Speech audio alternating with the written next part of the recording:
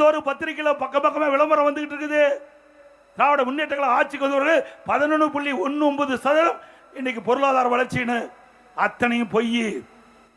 அண்ணா திமுக ஆட்சியில் எடுக்கப்பட்ட நடவடிக்கை, புதிய தொழிற்சாலை உருவாக்கப்பட்டது, அதனால் உற்பத்தி பெருகிச்சு.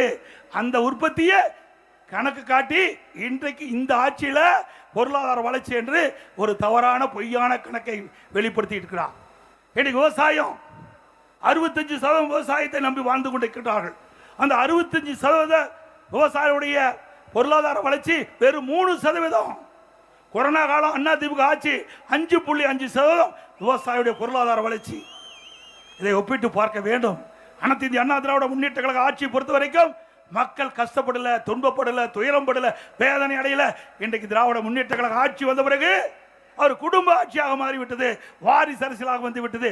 நாட்டு மக்களை பற்றி கவலைப்படாத ஒரு அரசாங்கமா இன்றைய அரசாங்கம் செயல்பட்டுக் கொடுக்க என்பதை நாம் எண்ணி பார்க்க வேண்டும்.